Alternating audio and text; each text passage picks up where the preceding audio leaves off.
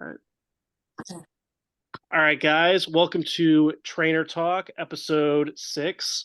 Today we have a special guest, Austin Espeseth, um, and he is going to tell us a little bit about his fitness journey and his experience working with Elevate. So we're both pretty excited to have him on. How are you doing today, Austin? Doing great, man. Thanks for having me on. I just can't wait to chop it up here the next hour.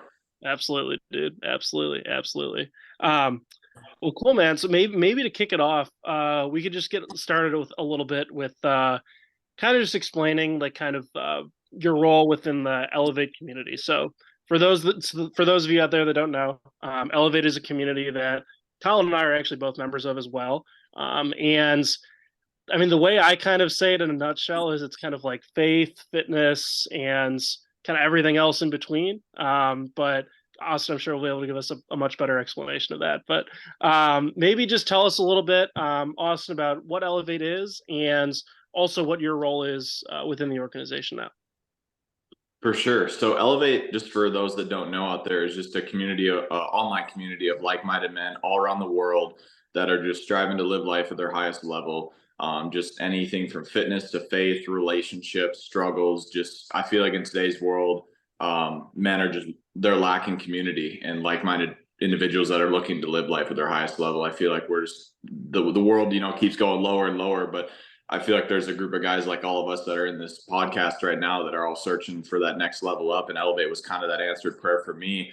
And I know a lot of other men out there. And we just create a space where men can just grow in all levels and connect in all areas and just challenge each other and just strive for more. And my position is I'm actually the manager of the community under Matt Moore and Peyton Hodges. My job basically is just to keep engagement rolling, be on connection calls with guys weekly, get new members involved, lead Bible studies, just keep a lot of back end work flowing with alongside Peyton and just help guys just become welcome in there because when you get 150 guys in there, Matt can't do it by himself, Peyton can't do it by himself, so they need an extra set of hands. So for me, I'm on a lot of the back end stuff and helping run the Discord. Awesome, dude. Awesome. Yeah, and I remember like it's crazy to me because I think when I joined, I was about probably like early summer of maybe 2022, and it was much smaller. It was probably only like maybe 30, 40 guys at the time. And I think it was just basically Matt running it all himself. And so it's been really cool to see it kind of almost probably like 4x, 5x in that time. Colin, I don't know, when did you join, Colin? Because it was probably you, I think you were there even I earlier. I I was the first member to join. I remember at one point it was me, Matt, and Joey as the only three people in it.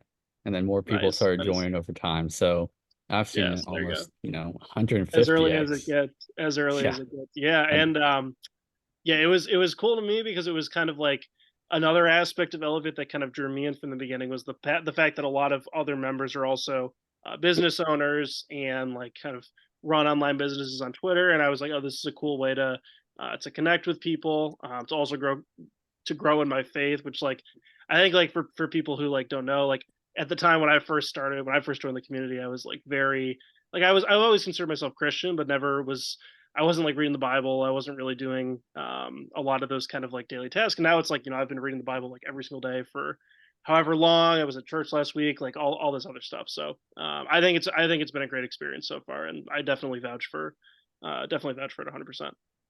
Yeah, no, especially with me. I mean, I started out as one of the first members, so I saw it start as strictly everyone in there was all Matt's clients and that was only like half of his clients were the only ones in there at first. And watching it grow and evolve into it was practically just straightly fitness. Like nothing was talked about except for lifting weights and eating, and that was honestly about it. And then it evolved into more Christ-like and evolved into more faith. And I'm in the same boat as you, Grant. Like I've considered myself a Christian for 21 years of my life, but I believed in him, but I didn't live the life that he has set for us and to preach his name. And so that was one of the biggest things that I saw change in that. And I was like, man, like I need to change myself too. Like I need to fix how I'm living my life for him. Yeah. And so definitely was a huge aspect was the Elevate community with that one. Yeah. And I think it's an ongoing thing too. I mean, I don't think it's something that anyone is like, lives perfectly a certain way, but it's like, always trying to grow and improve in your faith is kind of how I see it. Yeah, I agree completely with that too. I was kind of in the same situation as Colin, where I was just searching for more like-minded individuals. I was there when it was just centered around fitness strictly, and to see it, we hit 2023, and it's like we shifted completely into faith, and we attracted this whole new crowd of guys that were seeing life in a different way as well. And then once you kind of mix fitness and faith together, you got two just dynamite duos going at it, and I just think that's why the community grown into what it was. And I feel like for how much we've grown, we would not be where we're at if it hadn't been for faith growing just through this God-given mission. Yeah, 100%, 100%. Oh, one thing, I'll cut this all out. I noticed whenever, so like I write down, Austin, I write down all of like the time frames where there's like a 3-second like delay between one person talking to the next just to, flow it smoothly. I noticed that like I write them down and like I'd go back to it and I'm like, what the fuck is this? Like, why am I not hearing it? Because I write it down as I see it in the top corner, but the recording always is off by like 4 or 5 minutes. And so it's been like, I've had to like figure out where it's actually at. It's been really fucking with me a lot. All good. It's all good. I like keeping this stuff in there even for the YouTube videos, just because I think people like to see the realism and the rawness. But anyway, maybe like kind of another question I had too on this vein was like, what kind of first because I think like when I first connected with you, Austin, it was about a year ago, maybe no, probably like a year and a half at this point. And like when you first started, like you were doing fitness coaching yourself, and like you were going that route. I guess like maybe what for you was like the big kind of pivoting point of going from I guess like kind of an independent coach to wanting to work with Matt and Peyton and those guys. Yeah, so I had always been just huge into fitness, but didn't really know where to start. And when I started seeing, I hate to say it, but I almost like hopped on the bandwagon of guys becoming fitness coaches. I kept hearing like it's not saturated, like it's for everybody out there. There's so many people that need help with it. And when I connected with Matt, seeing my own individual story kind of tie into my own kind of service I offered, I guess, I really just kind of went independent with it and tried to build up my own system with it and started offering just what I could to people. Obviously kind of strayed away from that a little bit now being the manager of Elevate. I still like if someone local or someone online hits me up like, hey, I want a program or something. Typically I'll point them to someone that I trust more often, but even if it's something simple, I'll just write them up a program or help them out in any way I see fit. Yeah, eventually I hit about late October, right before the House of Steel, the first ever when we had a J.R. Smith's gym when we met in person. And right then, Matt had reached out to me saying he needed more help with systems and affiliates and just wanted to grow closer with business. And then he offered his own services to me because he had actually talked me into doing a Strongman competition last year, which I was scared to death of. But he offered his services to me and was like, hey, I want to help you with this. I think it'd be a great fit for you and Peyton to work with me. And then a couple months later, Peyton dropped out of college to go in on the business. And then when we hit 100 members almost a year ago on the New Year's Eve day, we were like, hey, we need more systems in place. And then a couple months later, they brought me on. And then that's when I kind of was like I said, I'll still help people with fitness, but Elevate became like my new kind of Twitter, if you will, for promotion of everything and helping pour and give value where I could there. Very cool. Very cool. Yeah, no, 100%, bro. That makes sense. And I think like, I mean, there's like hearing what you said earlier about how people say like the fitness industry is saturated. Like it kind of is and it isn't. Like there's there's always going to be more demand. There's always going to be a lot of people out there who want to get in shape. But I will say like it is for a lot of people a very slow and difficult process to get a coaching business off the ground. Like I think Colin, and I'm sure you can attest to this as well. Like it's kind of like you do it. Like for me, it took probably like a year before I was signing clients with like any kind of regularity at all. And so I think there's a lot of kind of internet gurus out there who make it seem like things are very easy, like it's very simple and easy to get started. And in reality, that's just not the case. But I don't think that should discourage people. Like, whether you want to go and do that, whether you want to pivot and go and do something else, like what Austin did. Like for people watching this, like I don't think that should discourage you from wanting to go in and do this if it's something you're passionate about, whether it's fitness coaching or something else. But just like kind of have that expectation that it might take a little longer than you think to really start seeing good results.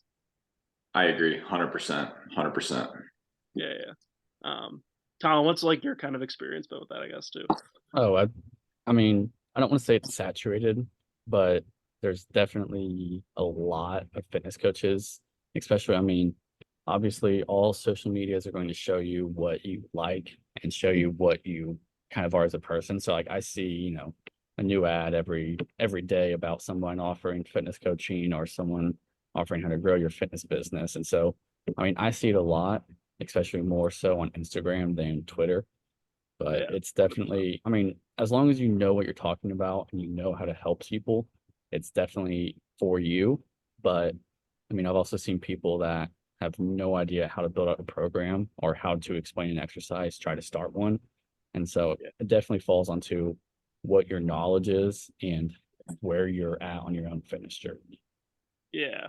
Yeah, I think that's very fair. I think like it's a hard one because it's like on one hand, like, you know, obviously like you want to be like I think you need there's kind of like a minimum level of like kind of fitness competence you need to have. But I also don't think that that minimum level is necessarily like has to be super high. Like you don't have to be, you know, benching 500 pounds for reps to be able to help somebody improve their bench press. And the way I kind of look at it too is like, you know, trying to pick like a target client is somebody who you know that like you've been in their shoes before. Like clearly, like all of us could help a beginner who's just getting started on their fitness journey, right? Like if they're year one of lifting, or if they're you know if they're 50 pounds overweight and they're just like want to lose some weight and get in shape, and they're not necessarily concerned about their deadlift max or their like entering a bodybuilding show or something, right? Like I think all of us would agree that we could all help that kind of a person. So I think it really just kind of depends on where you're at. But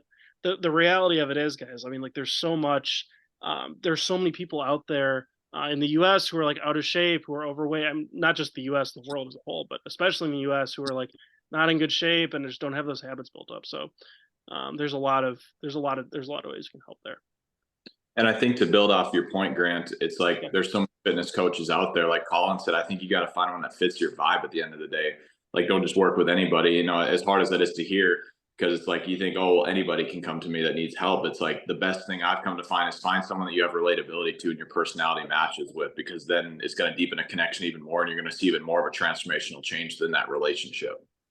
it's true. It's true. Yeah, I mean, like that's why, like for me, I really specialize, kind of coming from out of college. Like my first job out of college was in quantitative trading, high frequency trading. Like I really try to specialize in working with people in like high stressful, like long hour type of jobs, because I know that struggle very well. And I actually was just on a call with um, going to be client soon, who he basically was like, yeah, man. He's like, that's what like kind of what led me to kind of reach out to you is like, you know, I'm in this situation. Like, I'm working these long hours. I'm starting up my company's new office here in Florida, and like, I need help with this, and this. And I was like, yeah, dude, like, let's do this. Let's make this work. So, 100%, I'm with you there, Austin.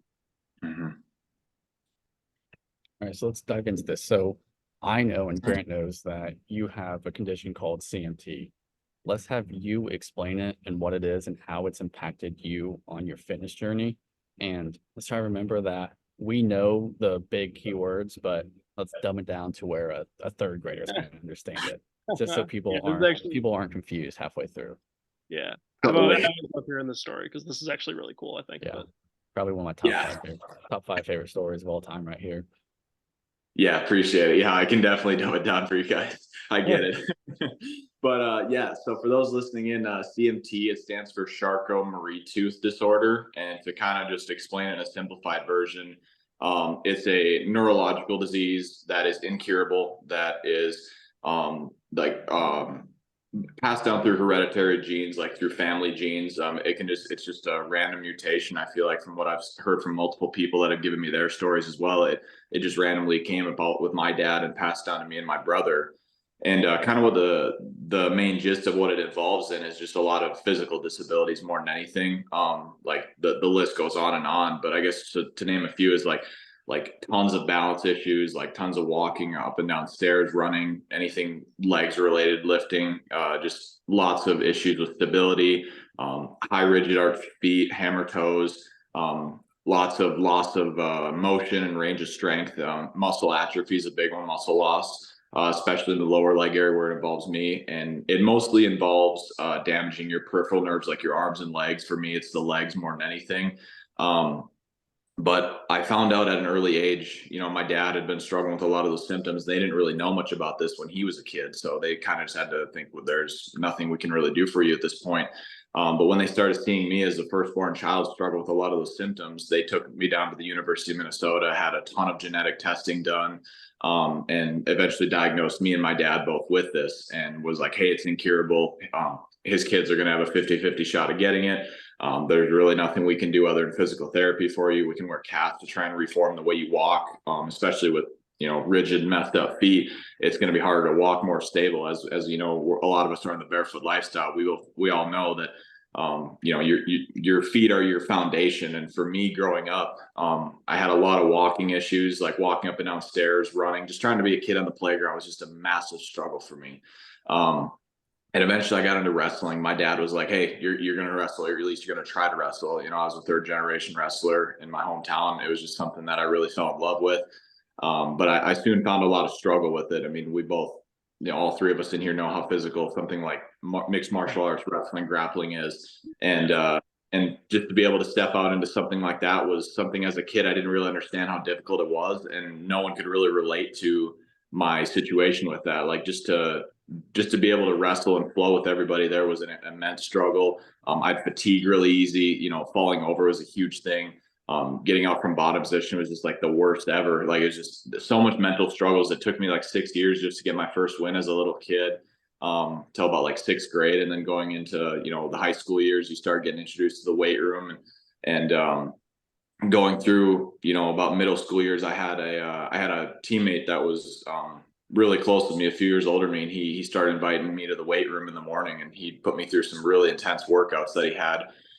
And I soon found out that I couldn't even do a squat. I couldn't lunge. I could hardly deadlift, no box jumps, step ups, all those kind of basic functional movements that, you know, most people just know they can do. I would fall over with every one of those due to the balance issues and stability that I never really knew how to take care of, because, you know, physical therapy didn't do a crazy amount for me. And that's just how I was. And I eventually played the victim with it. Like all I was doing was bench pressing arms and shoulders when I'd come into the weight room after a period of time. You know, we all know what it's like, skip leg day for a little bit. So soon after, I started just falling in love with the weight room, but I couldn't figure out the way around my issue because there was nobody else in the school or anybody in my town other than my brother and dad that had this, and they weren't into the weights like I was to know how to get around this. So I soon found myself alone on this journey of trying to figure out how, like, I just kept seeing these guys. Like I eventually found Zach Hummel and all the guys at IVB, like just squatting 600-700 pounds, deadlifting that much, lifting all these heavy weights, and like following all these star like Division I and Olympic wrestlers. I was just like, I want to look like them. I want to lift like them and be an athlete like them. And I guess that just derived from always wanting to fit in. So I always had this motivation from these guys and this drive like no other, because I knew I always had everything had to be earned by me. And it was like never given. And it just set me apart even more from these goals, having the issue I struggled with. And eventually going into my sophomore year, I was just like working like nonstop in the weight room and trying to find a groove. And then I ended up with 3 patella dislocations in 2 years. So, you know, I ended up on crutches and immobilizers, possible surgeries on the line. Like there was just no light being saw through this whole situation. And I just soon found myself in such a rut. And by about my junior year, when I finally had gotten back to about 80% healthy or so, I wanted to quit with everything. I was like, there's no purpose for me in the weight room. There's nothing I can do for this. You know, but I had this voice. I feel like it was God before I knew God that was like, hey, just something special is in store for you. Just keep working, keep going. And 2 weeks later, I was given captainship for wrestling. I was one of 3 captains in wrestling, never having even wrestled varsity. I ended up getting the spot for it.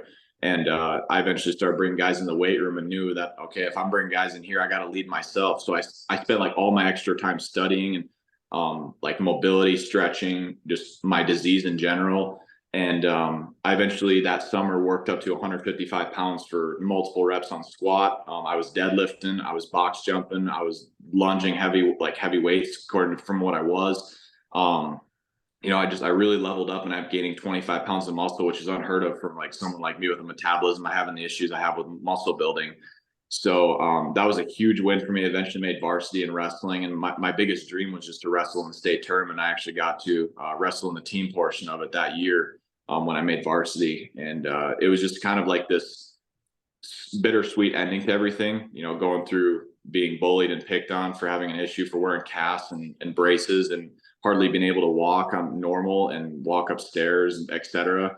To being able to now fitting in and now setting myself apart from normal people for what they can consider normal with weights. And then kind of just skipping ahead towards COVID, we all know what happens through COVID. The gym shut down, everything shut down.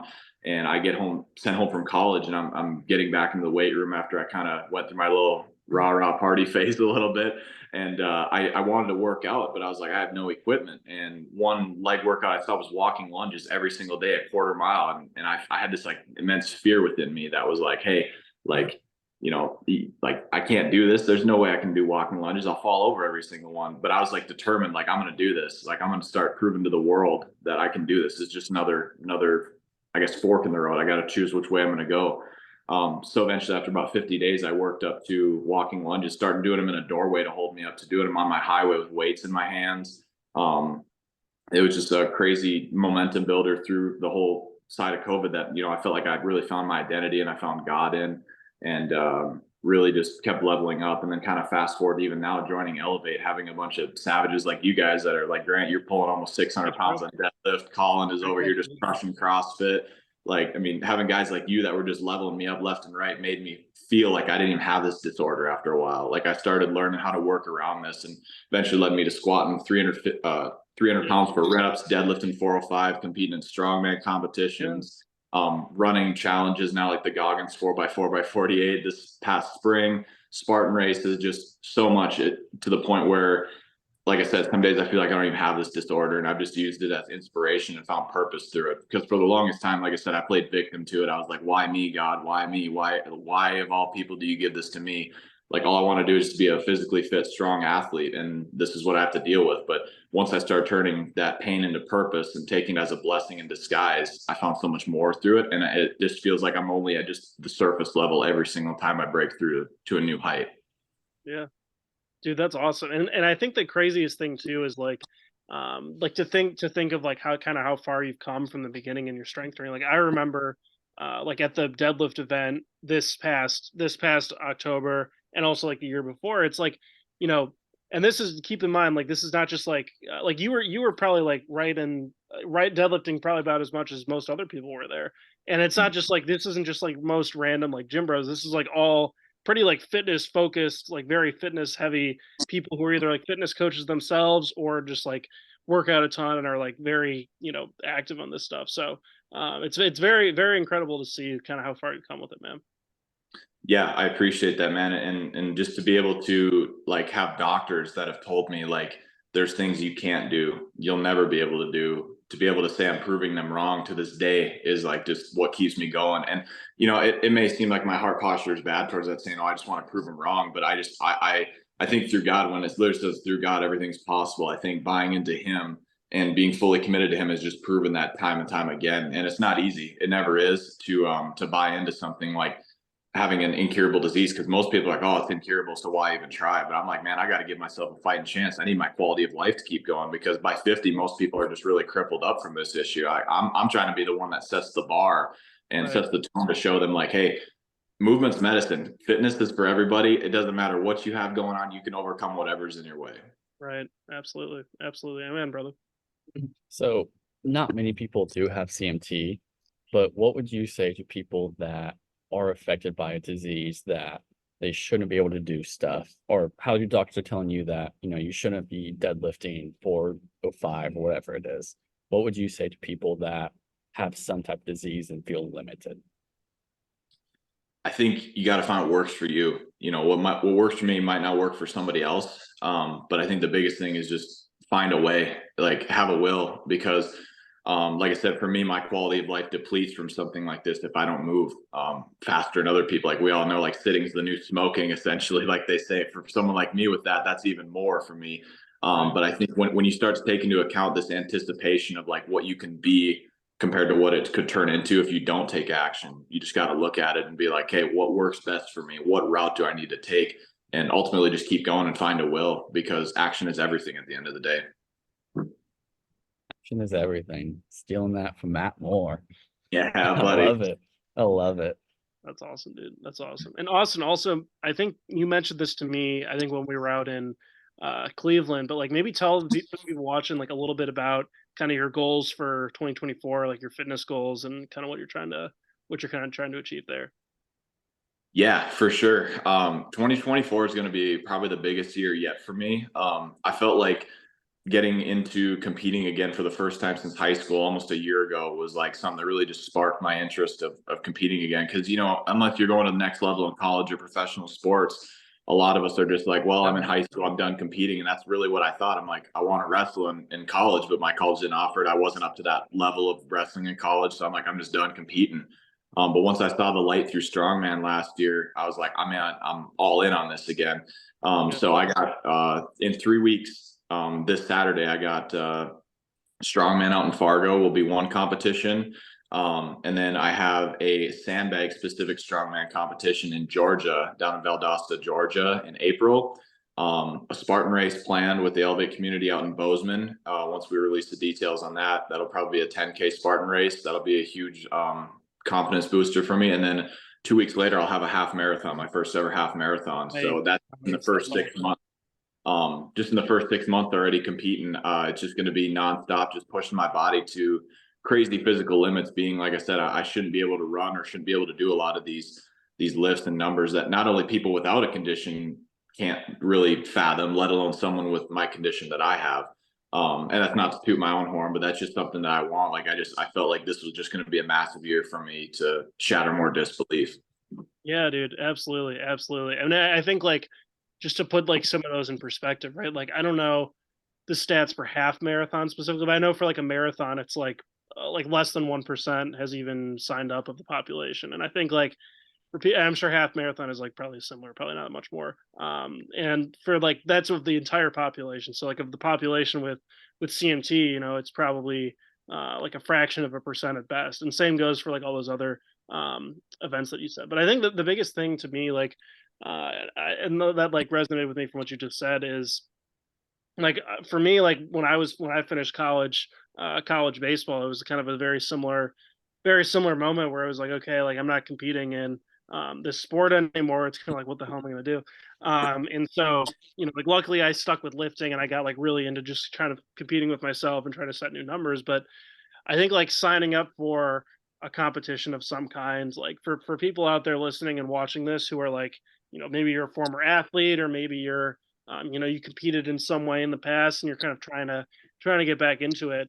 Um, like there's a lot of competition, whether it's running a race, whether it's doing a strongman comp, whether it's a bodybuilding show, whether it's a powerlifting meet. I have one that I want to do in a few months here, and like having that kind of competition to shoot for and to train for can really help you kind of lock back in on your training. And I know it's something that helps me big time. So I agree, because I feel like as athletes that we all are, and not just in high school, but even like college for you, Grant, and yeah, calling for CrossFit now, I feel like we all can say that like when you get that competitive edge back in you, especially when you're more developed after high school, like this yeah, this edge you get, and I guess more accountability for your training just levels up. Because for me, I felt like I always had the dedication to train and keep leveling up and pushing new heights and competing with myself. But once you start throwing that competition factor back in and a date on the calendar, like you just your intensity, your anticipation, accountability goes through the roof. Like you don't want to miss because you're like, I got to prove something. Like I gotta do well here. It's not just like I'm just going to the gym for another day. It's like I have a date on the calendar. absolutely, absolutely, absolutely. Yeah, and kind of with that in mind too, Austin, like I think maybe since starting your journey with CMT and with really taking your fitness like seriously, what's the kind of the biggest thing you feel like you've learned or the biggest kind of discovery you've had over those years of doing this? Man, biggest discovery I think I've had is that everything that comes about in this situation is a blessing. I think I think gratitude is the biggest word I can give, is like when you replace gratitude over negativity, you'll start to see the light through the situation a lot more. Because as a 14, 15, 16-year-old ignorant kid that like, we've all been there, ignorant teenage kids. I just feel like we don't see through things like we do now as we've grown older. And I think once I started replacing the negativity with gratitude, that helped me so much and helped me discover so much more of myself and just more layers beneath the surface of what I really have in me. Yeah. 100%. Kind of going back, pivoting this back into faith for a second. I know from like kind of getting started with reading the Bible recently, one verse that I read that kind of made me think of that was in Ecclesiastes. I can't remember the exact verse number or the exact wording, but it was basically like, in good times, like you can kind of enjoy the good times, but also in bad times, kind of remember that, like, it's all like God kind of made one and the other. So really making sure that you're kind of like kind of always trying to put a positive spin on things, right? Like whether it's, whether things go your way or they don't, there's always going to be a way you can kind of turn into a positive. Absolutely. And I think to build off that with another Bible verse that comes to my mind is like the House of Steel shirts we had last year for James 1:2. Consider the pain you feel now as joy. Like count the pain as joy, because it gives us more strength at the end of the day. Because that really spoke to me when I was just getting into faith around the time that I had first started reading James. That was the first book I read, and that verse stuck out to me. And then seeing it on a T-shirt I wear multiple times during the week now, and it just, I wear it on my back like it's like my heart on my sleeve, just because it's like that verse speaks to me so much. Where the pain that I felt through this disease that nobody can relate to physically, I guess in my own sense, is something that I'm like, man, like the joy coming through when you have faith is so powerful. For sure, bro. Absolutely. So, Austin, we've talked about CrossFit now. When are you going to convince Matt and Peyton to do an Elevate CrossFit event? Maybe this Saturday on the next team call. I guess we'll have to see. I got to get through my strongman phase first, because if they're going all in, I got to go all in. All I know is I got a massive ass gym and okay from all of the owners so far to allow 15 guys to come in here and compete. Nice. Oh man. And I really hate something that we throw on our calendar this year. I hate to say it, there is one guy here that will absolutely demolish all of you. And I really want him to come here and compete against you guys, just to show you guys the level of athleticism to strength that is totally possible. Mm-hmm. Yeah, for sure, dude. I mean, and CrossFit's definitely crossed my mind before. I've always been like, man, it's just the perfect amount of like hybrid athlete type training. It's something that definitely, I actually used to train more. It was like cross training more in CrossFit in a way, but that was usually how, if I wasn't in the weight room, I had a wrestling coach that would train people in a CrossFit style way, and had like a gym, kind of this like, there's like a hole in the wall gym in my small hometown that we would just grind out workouts in. I can honestly say I miss a lot of those days, and that's something that definitely is on my radar. I don't know how many years out it is, but once I get through Strongman and running marathons, going on the dark side of endurance, I'll maybe come join CrossFit. Yeah. Come to the ultra side. I have something crazy that I want to do cooked up for 2024, but we'll see if I get into this lottery for this race that I want to do. But yeah, you should. Sure. It is the dark side for sure. I know, especially for me, it was very humbling starting out CrossFit, simply because, I mean, as a typical lifting session, you go balls to the walls, and then, after the 6, 8, 12 reps you have a 30, 45, maybe a minute rest, and then you can go balls to the wall. You don't have that here. You have to learn how to pace yourself and how to still finish the workout and not have the energy, but figure out a way to all throughout it keep that same energy level. And it's definitely a little humbling, and I think most people would benefit a lot from it, understanding that you can still run a sub 6 mile, but after that sub 6 mile, come in here and pick up 500. Mm-hmm. Yeah, I can completely agree with you in the same aspect from Strongman. It's like I learned it from Zach and Jay when I talked to him a while back. It was like, because I would ask him like, were you guys always this sore? Like I was telling him how like sore and how beat up my body feels after really heavy lifting sessions. Like I think it was that way before Strongman. Then you get in there and sometimes your body's beat up, you're bruised everywhere. And I was like, hey, like, were you guys really truly this beat up all the time? And they're like, yeah. They're like, you have to show up day in and day out, even if you're tired. Like otherwise the weight's going to bury you. It's the same exact thing from CrossFit, like you said, Colin, where you got to keep showing up even after, like you said, you run a sub 6 mile at max pace. It's like you get to a strongman competition, you could be 3 events deep and you're already feeling cashed, and you got 2 more events to still show up for. And that's just where I love that those two kind of go hand in hand, even though they're both different realms of training. Yeah, 100%. The sub 6 mile 500-pound deadlift. I mean, like I've seen on Instagram a couple different guys that I follow who have done the sub 500. And what I want to try and do, hopefully in 2024, is 600 sub 6, but because I'm like pretty close on both of them individually, but I haven't done them together or gotten either of them yet. But I think it's like theoretically possible. But I don't know. I don't know if that's more or less impressive than 500 sub 5. I think they're probably, I guess, pretty similar. But you probably just have to be a little heavier for this one. But yeah, I think for sure. You can stay on the bulk for this one. yeah, absolutely. But 6 minute mile. I mean, at least for me, at 205, 210 it's fast. I'll say that it's not an easy one to break. But then there are runners that, like, I have running friends who are like, that's like a warm up for them, and I'm just like, well, it doesn't make any sense. There's levels to this game. That's another thing I learned with competing. I'm sure we can all attest to that because we've competed in things. Is there are so many levels to this game. Like the minute you think you're doing well, there's 10 other guys that are smoking you at what you think was good. More exactly. That's what I love. What I thought was really funny was when I was running the Chicago Marathon this year. So this year during the Chicago Marathon, for context, this guy named Kelvin Kipton broke the world record. He almost ran sub 2 hours. It was like 2 hours and like 30 seconds or something, which is just like insane. But like I was nearing the like halfway point, and my dad had just hopped on the course and like ran a little bit with me, and he's like, "Oh, hey, Grant, by the way, this guy Kipton, he just broke the world record." And I was like, "Oh my gosh!" And here I am, like struggling I didn't even break like 4 hours, and it was pretty funny. But yeah, there are levels to anything, to strength, to running, to CrossFit, to all of this. So just one other question that I had for you, Austin, is I think we've covered probably quite a bit so far, but the one other question I had for you is, like, maybe if you had, from the perspective of Elevate, right? Like if you had somebody who maybe came to you or reached out to you or Matt or Peyton, who was like, they were like maybe interested in joining, or like interested in kind of getting into their faith, improving their fitness, and kind of making a transition in their life in a positive direction, but they were like kind of on the fence, or weren't 100% sure about doing it. Like, what's like one piece of advice, or what's like something you would say to them, in order to kind of get them off the fence and to get them to make that change to improve their self? I think the biggest thing is, it's almost like you can lead a horse to water, but you can't make it drink.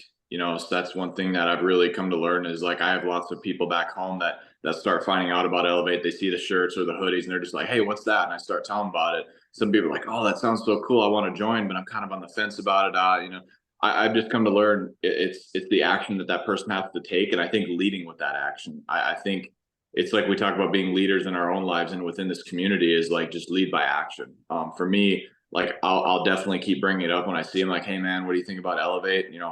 What's kind of your take on it? Is there any time you'd like to join?" But I think the biggest thing I like to do is just have social proof of myself with leading by the examples, whether that's 75 hard we're running on January 1st, or staying true to other challenges that we may have here, or we got Bible studies, whatever have you. I like to lead with example and show the change that has happened in my life, because at the end of the day, actions speak louder than words. Like I can tell people all I want about this community, but until they really see the change, not only within me, but then when they take action themselves and see it, I've just come to see that action speaks louder than words. So just lead by example at the end of the day, and then just keep kind of nudging a little bit at them. Yeah, absolutely.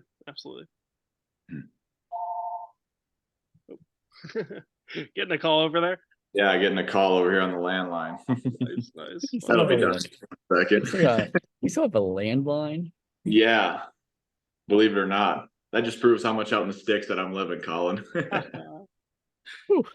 Surprised I even got internet to run this call. That's funny. Man. You're still up in Minnesota, right, Austin?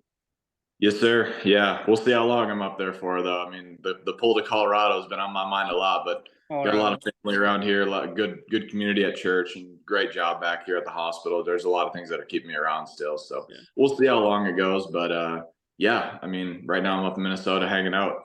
Nice, good stuff. Mm-hmm. Cool. That was pretty much all I had. Colin, did you have any other questions for Austin? I don't have anything else. That was about all I have.